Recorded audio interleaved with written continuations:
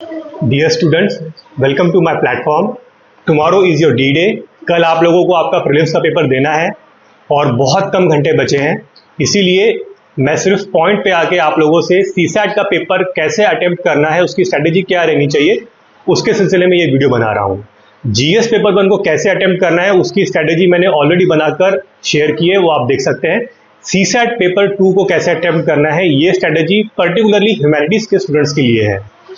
तो सबसे पहले तो आपको रीडिंग कॉम्प्रिहेंशन के मिनिमम 27 सवाल जो होते हैं वो पहले अटेम्प्ट करने होंगे और उसके लिए आपको टाइम एलोकेट करना होगा मिनिमम 50 से 55 मिनट, ताकि आपकी एक्यूरेसी उसमें सबसे ज़्यादा हो। इतना समय मैं इसलिए देना चाह रहा हूँ आप लोगों के लिए क्योंकि आप लोग की जो एक्यूरेसी है वो 90% के आसपास रहे। आई नो 100% बहुत मुश्किल है, हो गया तो बहुत अच्छी बात है, लेकिन वो नहीं होगा। 90% के बीच में आप फंस जाएंगे, तो उतना आपको मेंटेन करके चलना होगा। इसके बाद में आते हैं, उसके बाद आपको कितने और सवाल करने चाहिए जिससे कि आप ऑन अ सेफर साइड रहे। तो मेरा ये मानना है कि मिनिमम 18 और मैक्सिमम 25 इतने अगर आप क्वेश्चन कर लेंगे तो लगभग आपका जो ओवरऑल अटेम्प्ट करने का स्कोर हो जाएगा वो 45 से 50 के बीच में, क्योंकि 27 आपने ऑलरेडी रीडिंग कॉम्प्रिहेंशन के कर रखे हैं। यहाँ हम इतने कम क्वेश्चन इसलिए कर रहे हैं क्योंकि हमें हमारी एक्यूरेसी पे ज़्यादा ध्यान देना है। एक्यूरेसी हमारी 90% प्लस रहे, इसलिए हम इतने ही क्वेश्चन कर रहे हैं। और मई मंथ की जो गर्मी होती है वो बहुत ज़्यादा हार्श होती है और उस गर्मी में 2.5 से 4.5 के बीच में इस पेपर को अटेम्प्ट करना बहुत मुश्किल है। ज़्यादातर स्टूडेंट्स के जो पेपर होंगे वो सरकारी स्कूल में होंगे, जहाँ पंखे शायद काम ना करें, बहुत गर्म हवा बहे, आपको दिक्कत हो। इन सारे चीज़ों को ध्यान में रखते हुए हमें इतने ही क्वेश्चन पर ठहरना होगा।